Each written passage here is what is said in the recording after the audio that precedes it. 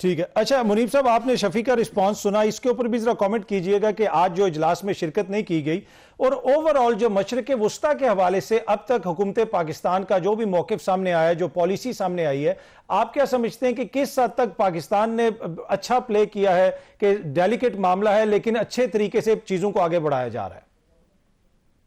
بہت شکریہ آپ کا صاحب. دیکھیے، جو ابھی شفیع جان صاحب فرما رہے تھے، یا جو پی ٹی آئی کا موقف ہے، اپنی جگہ پر وہ اس کو خود کو جسٹیفائڈ محسوس کرتے ہیں کہ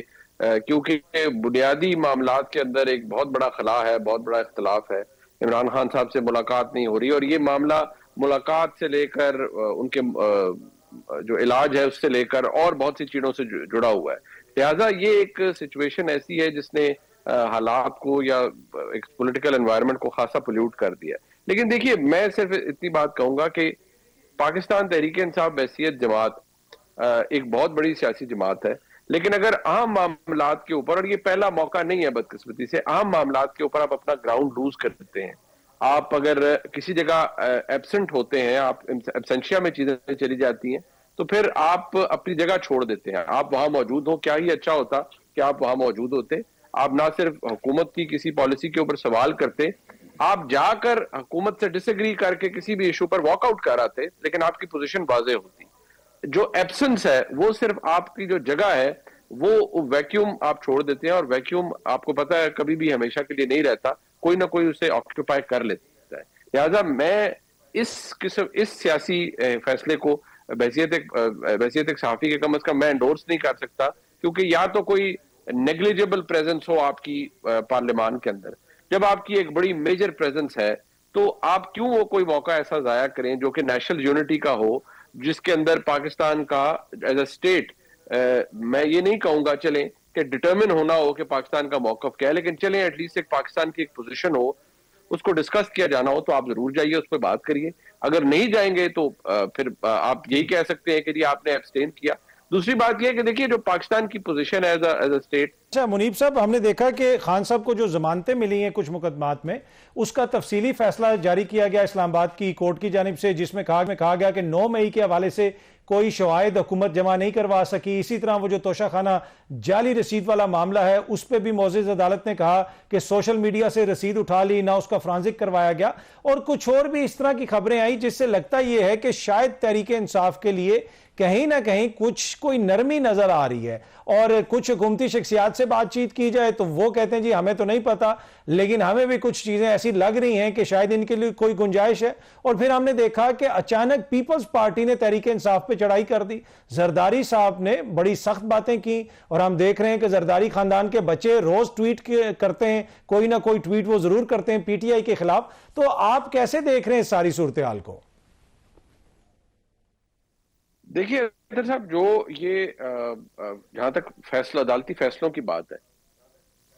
دیکھیے میرا ایک اوپینین ہے. میں نے 9 مئی کے جو ابھی ریسنٹلی کیسز کچھ ہوئے جن کے اندر فیصلے ایک قانون کے طالب علم کے، جب میں نے بہت سے ان کیسز کو، ان میں جو پیٹرن دیکھا ہے، اس میں ایک بات تو میں سمجھتا ہوں کہ تھوڑا جیسے ہم کہتے ہیں نا اسٹریچ آف لا یا اسٹریچ آف امیجنیشن، کچھ یہ چیزیں کی گئی ہیں ان فیصلوں کے اندر جن کے اوپر میں مطمئن نہیں ہوں. اور میں سمجھتا ہوں کہ وہ کیسز یا یہ فیصلے جب ہائی کورٹ کی سٹیج پہ جائیں گے اور انڈیپینڈنٹلی جب ان کو ذرا ان کی جانچ پڑتال ہوگی، تو شاید یہ فیصلے ان میں کچھ رد و بدل ہو، یا شاید یہ فیصلے نہ خود کو کر پائیں اور اپ ہولڈ عدالت انہیں نہ کریں. ان کے اندر کچھ چیزیں ایسے ہیں جو کیسز بھی ہو سکتا ہوں. لیکن دیکھیے، یہاں جو عمران خان صاحب کی معاملہ ہے، 9 مئی ہے یا یہ توشہ خانہ، دیکھیے نے کتنے اچھے گواہان پیش کیے، کتنے اچھے شواہد پیش کیے. یہ بیل عدالت نے دینی تھی، اور بیل کے اوپر عدالت نے فیصلہ دیتے ہوئے میرٹ کو بھی ڈسکس کیا. یعنی اور جو لوگ یہ اعتراض کرتے ہیں کہ میرٹ کو ڈسکس نہیں کرنا چاہیے یا میرٹ کے بارے میں نہیں آنا چاہیے، اب تو سپریم کورٹ کے فیصلے موجود ہیں جہاں پر عدالت نے بیل آرڈرز میں میرٹ کو ڈسکس کیا ہے. ڈسکریج بھی ایک طرف کیا ہے، لیکن میرٹ کو ڈسکس بھی کیا ہے. کیسز اپنی جگہ موجود رہیں گے، حالات اپنی جگہ موجود رہیں گے، لیکن جب حالات بدلتے ہیں تو یہی کیسز اور ان کی کمزور نوعیت سیاسی شخصیت کے لیے ریلیف ملتا ہے، ریلیف دلوانے کے لیے. ہاں، یہ سوال کہ صاحب کے لیے یا تحریک انصاف کے لیے کوئی سپیس بن چکی ہے. بادیوں نظر میں تو ایسا نظر نہیں آتا, سینس کرتے ہیں نا کہ یہ ہو گیا ہے. ہاں وہ علیحدہ بات ہے کہ آپ نے زرداری صاحب کی مثال دی, جتنے بھی ایکچر میں لوگ ہوتے ہیں دیکھیے ان کا اگر آپ انڈیپینڈنٹلی اس کو دیکھیں تو جو گورنمنٹ ہے ان جو اس وقت ایک امپورٹنٹ چیز یہ ہے کہ جب تک تحریک انصاف کے معاملات خراب رہیں گے گورنمنٹ کے لیے اتنا ہی اچھا ہے. رادر جو تحریک انصاف کی برے حالات ہیں وہ حکومت ود ایوری ون یا اسٹیبلشمنٹ وہ انشورنس پالیسی ہے اس حکومت کی. دا مومنٹ وہ حالات تبدیل ہوتی ہے تو نیچرلی گورنمنٹ انسیکیور ہو, اگر کوئی رستہ بنتا ہے وہ باہر آ جاتے ہیں تو نیچرلی گورنمنٹ انسیکیور ہوگی. بٹ کنسیڈرنگ کہ اس نظام کیپٹل ایگزاسٹ کیا گیا ہے, مجھے لگتا ہے کہ شاید تھوڑا سا پریمیچور ہے یہ سوچنا کہنا کہ بدل دیں. ہاں یہ میں I am of the opinion کہ شاید ابھی نہیں, maybe some time down the line اتنی گنجائش تو نکل سکتی ہے کہ کم از کم بشرا بی بی صاحبہ کی سزا معطلی ہو, کیونکہ صحت اب ایک نیا فیکٹر ہے عمران خان صاحب کا. ہو سکتا ہے عدالت ان کے لیے بھی ایک یہ کوئی وہاں پر کشن نکلے, لیکن ابھی تک تو جو ریزسٹنس ہمیں دیکھنے میں آ رہی ہے, میں صرف یہ پاسبلٹیز کی بات کروں, کوئی خبر نہیں آپ کو دے رہا, میں صرف پاسبلٹیز کی بات کر ٹھیک ہے. لیکن فی الحال جتنا پش بیک ہمیں نظر آیا ہے کہ دیکھیے تین صاحبہ کی فیملی کی ملاقات بھی نہیں ہو پائی, دیٹ مینس کہ اتنے ابھی اچھے حالات ہیں اور اس پورے معاملے میں وہ مینٹین ہو رہا ہے. میں منیب صاحب سے یہی کوشچن, منیب صاحب آپ نے سنا وہ کہہ رہے ہیں کہ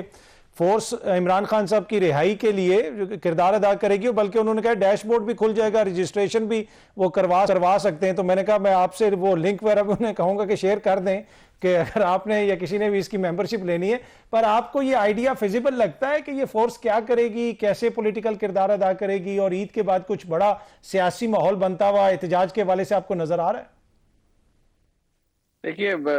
حکومت میں تو چلیں کھلبلی مچی گی یا نہیں, یا مچی بھی ہے یا نہیں, لیکن کھلبلی تو اس اعلان کے بعد پاکستان تحریک انصاف میں مچی ہوئی ہے. اگر میرے بھائی شفیع جان صاحب سن رہے ہیں تو وہ ذرا ان کو پتا ہوگا کہ سب سے زیادہ کھلبلی تو تحریک انصاف کے جو چند بڑے معتبر اور باوقار لوگ ہیں جن میں جناب بیرسٹر گور خان صاحب شامل ہیں, کھلبلی کا شکار تو وہ بھی ہیں,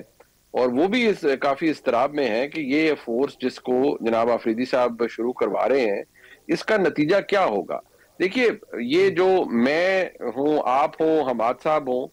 ہمارا تو کوئی پرسنل ایجنڈا نہیں ہے یا ہم کسی چیز میں انویسٹڈ نہیں ہے. میرے خیال میں ہم سب اس بات کے خواہاں ہیں کہ سیاسی ماحول میں بہتری ہونی چاہیے اور جو تناؤ ہے یہ کم ہو, ایک ہیلدی سیاست ہو, خان صاحب بھی باہر نکلے, ان کی جماعت کے لیے بھی ذرا آسانیاں پیدا ہوں. یہ ہماری تو خواہش ہو سکتی ہے, لیکن مسئلہ یہ ہے, اور آلدو میں تو خواہشوں کے حوالے سے بھی کہتا ہوں کہ ہمیں ذرا اس کو نہیں ایگزیبٹ کرنا چاہیے. ہم چاہتے ہیں کہ ملک میں ایک ماحول میں تھوڑی بہتری آئے, سیاسی ماحول بہتر ہو, لیکن یہ بھی دیکھیے نا کہ جو